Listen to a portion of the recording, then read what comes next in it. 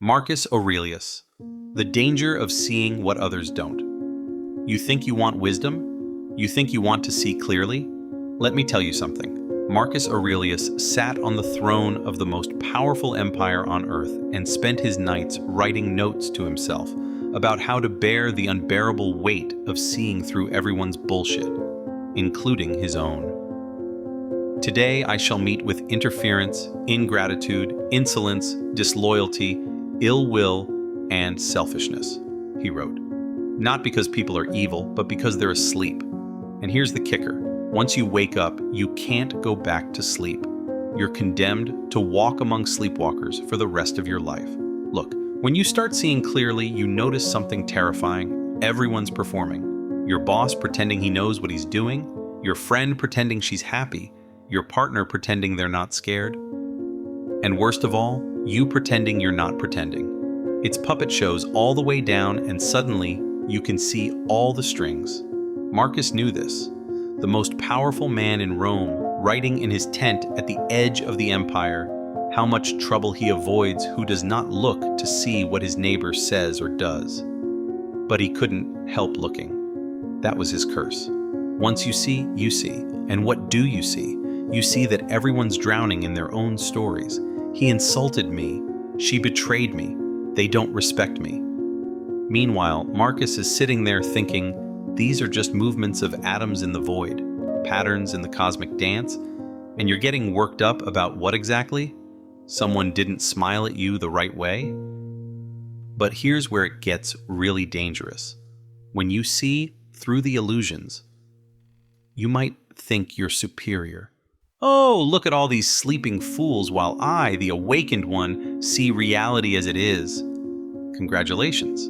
You've just built yourself the ultimate prison. The prison of being the only sane person in the asylum. Marcus fought this constantly. Picture him at a Senate meeting, surrounded by men scheming for power, backstabbing for position, lying through their teeth about caring for Rome. And he's sitting there, seeing it all, the fear behind the bravado, the insecurity behind the arrogance, the child behind the senator.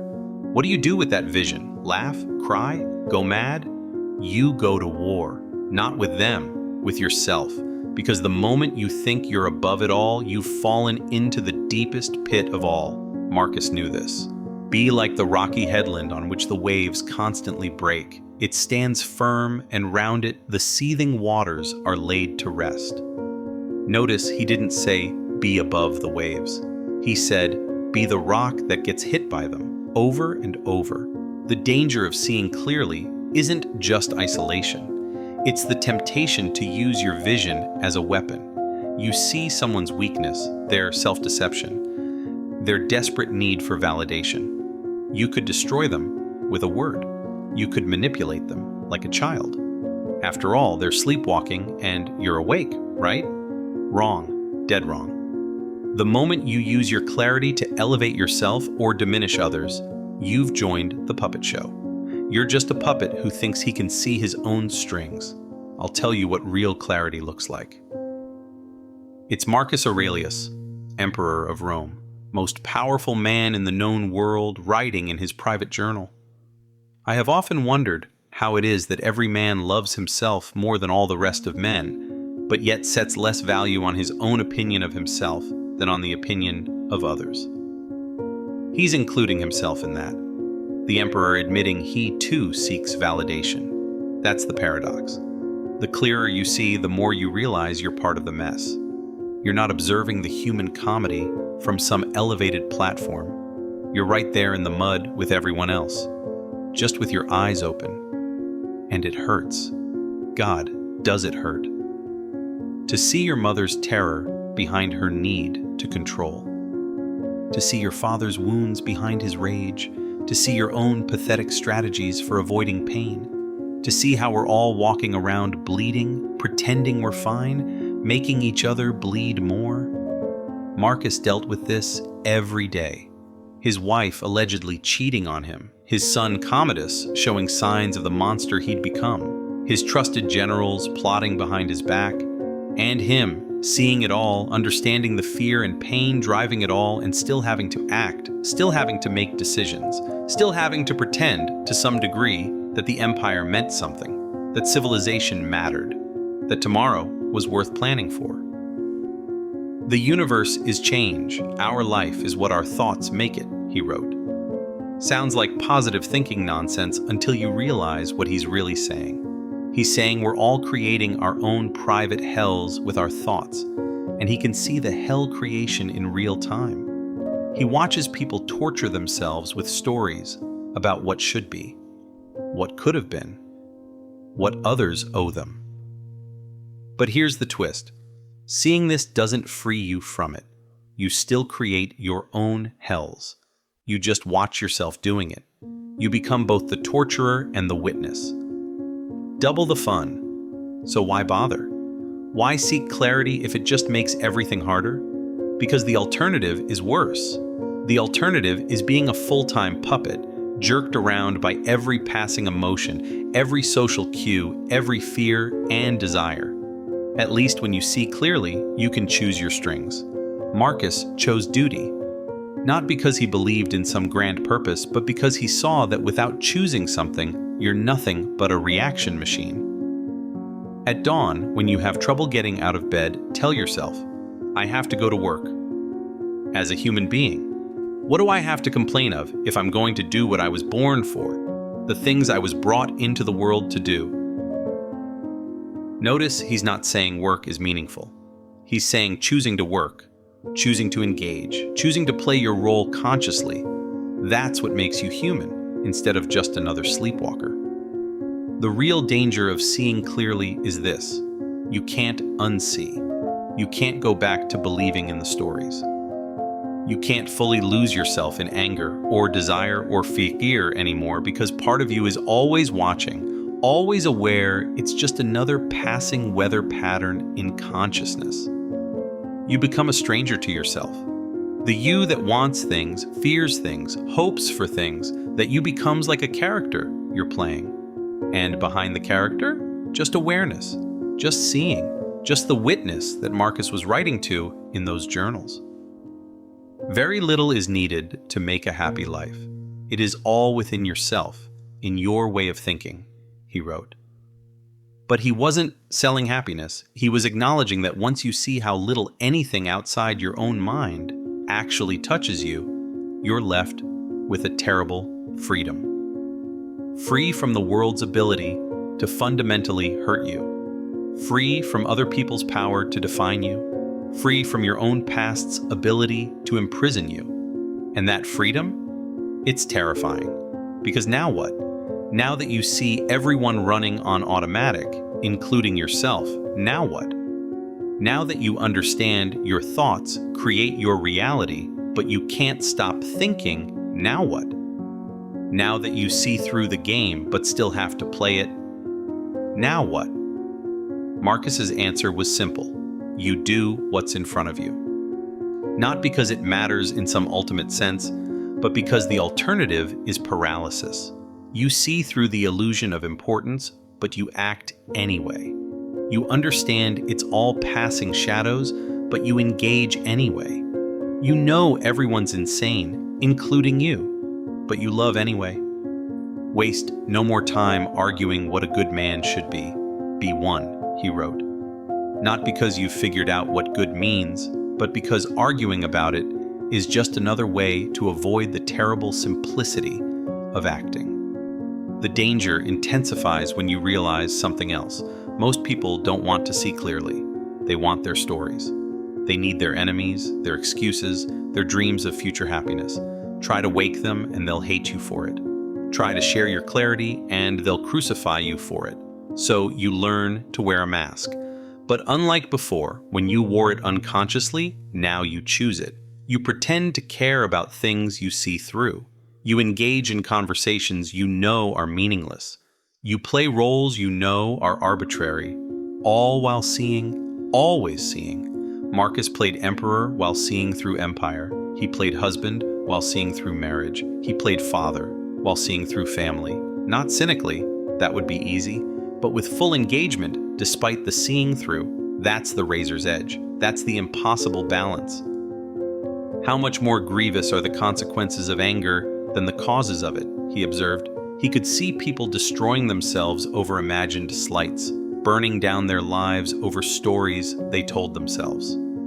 And he had to watch, had to interact with these self-destroying beings, had to govern them, lead them, pretend their concerns mattered. Imagine seeing a friend spiral into depression over a breakup and really knowing, that their suffering is entirely self-created, that they're choosing to replay painful memories, choosing to imagine dark futures, choosing to identify with a story of abandonment.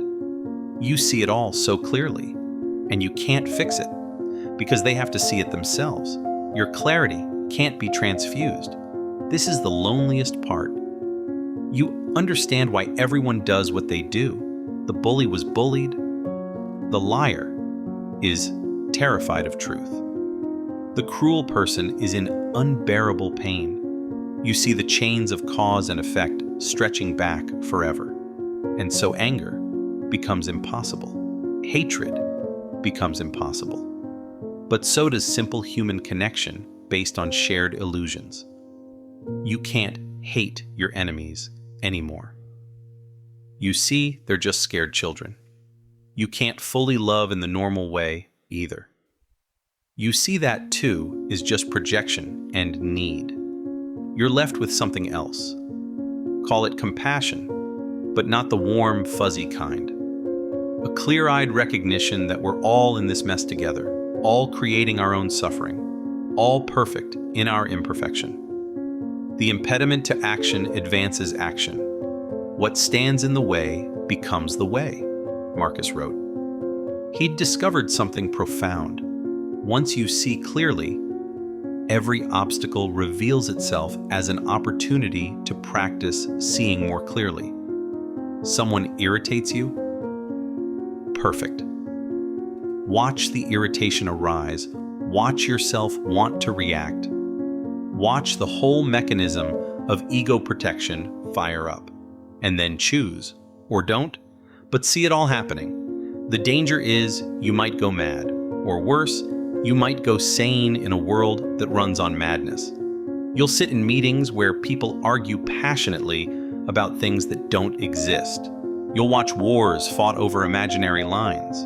You'll see humans torture each other over which story about God is correct. And you'll have to keep a straight face. But occasionally, very occasionally, you'll meet another clear seer.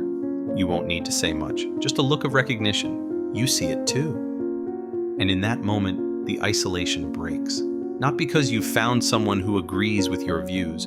Views are just more stories. But because you've found someone else who's learned to watch the mechanism of their own mind, who's seen through their own bullshit, who's still playing the game but knows it's a game. Marcus never met many of these people.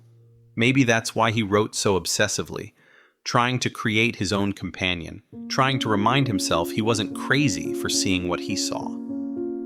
The soul becomes dyed with the color of its thoughts, he noted. He was watching his own soul's dying process in real time, trying to choose the colors consciously. The ultimate danger? You might become addicted to clarity itself. Start believing that seeing clearly makes you special, makes you better, makes you somehow exempt from the human condition. That's the final trap. The clear seer who's proud of their clear sight has gone blind again. Marcus fought this by remembering death.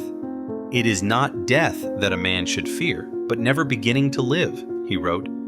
But for him, living meant living with clear sight, which meant accepting that everything, including his precious clarity, would vanish.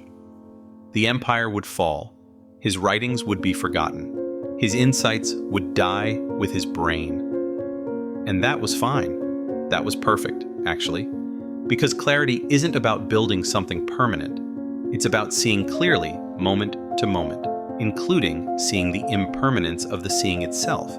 You're not accumulating wisdom points for some cosmic game. You're just seeing, and then not seeing, and then seeing again. The practical danger? You still have to make decisions. Marcus had to decide whether to execute criminals, whether to go to war, whether to trust his generals, and he had to make these decisions while seeing that justice is a human invention, that war is organized insanity. That trust is a gamble with no guarantees.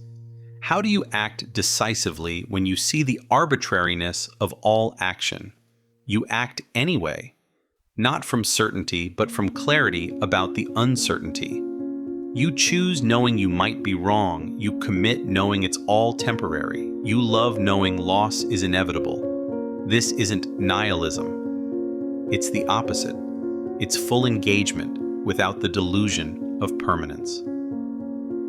When you arise in the morning, think of what a precious privilege it is to be alive, to breathe, to think, to unite, to love, Marcus reminded himself. Not because life has inherent meaning, but because meaning is what happens when consciousness engages with experience, however briefly, however pointlessly. The social danger is real too. People sense when you see through them, even if you say nothing. They feel naked in front of your clarity. Some will hate you for it. Some will worship you for it. Both reactions are just more puppet strings. You can't control how others respond to your clear seeing. You can only control whether you use it as a weapon or a tool for compassion. And compassion, real compassion, includes yourself.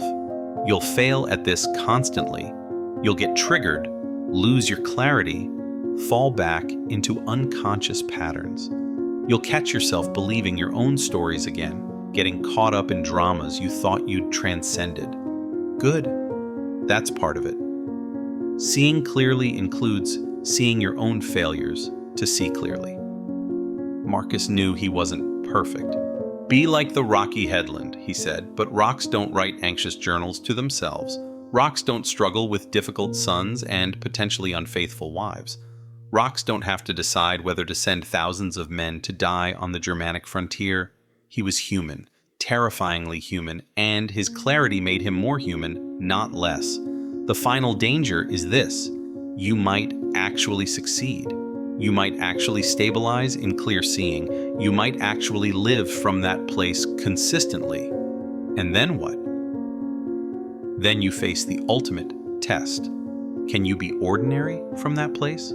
Can you chop wood and carry water, as the Zen folks say, without making a big deal about your enlightenment? Marcus passed that test. He didn't become a mystic in a cave. He remained emperor, dealing with the tedious, the corrupt, the violent, and the petty. He saw clearly and ruled anyway. He understood the emptiness of power and wielded it anyway. He knew it was all a game and played his position to the best of his ability anyway. What we do now echoes in eternity, he wrote, then immediately undercut it. In the universe, Asia and Europe are but two small corners. He could hold both truths simultaneously, that our actions matter infinitely and not at all. That's what clear seeing does. It doesn't resolve paradoxes. It lets you live inside them. So here you are, reading this, perhaps recognizing some of this dangerous clarity in yourself, perhaps feeling that isolation of seeing what others miss, perhaps struggling with how to live authentically while playing necessary roles. Welcome to the club nobody wants to join. The way forward? There isn't one. There's just this moment, with whatever clarity you can bring to it. There's just the next interaction, the next decision, the next breath. You see as clearly as you can, act as wisely as you can, fail as gracefully as you can. And you keep going. Not because it leads anywhere, but because that's what living things do. They live. Marcus Aurelius died on March 17th, 180 AD, probably from plague, possibly from poison. His last words were reportedly about the welfare of the empire, the thing he'd seen through but served anyway. His son Commodus became emperor and proved to be exactly the disaster Marcus had foreseen. The empire began its long slide into chaos. Everything Marcus had worked for, fought for, contemplated, it all fell apart. And that's perfect. Because if you're seeing clearly, you know it was always falling apart. Everything is. The question isn't how to stop it. The question is how to live fully in the face of it, how to see clearly without becoming paralyzed, how to know it's all empty and still show up, how to be both the wave and the rock, the seer and the seen, the clarity and the confusion. The danger of seeing what others don't: you can't unknow what you know, but you can choose what to do with the knowing. And in that choice, moment by moment, lies whatever freedom we peculiar, clear-seeing humans can find.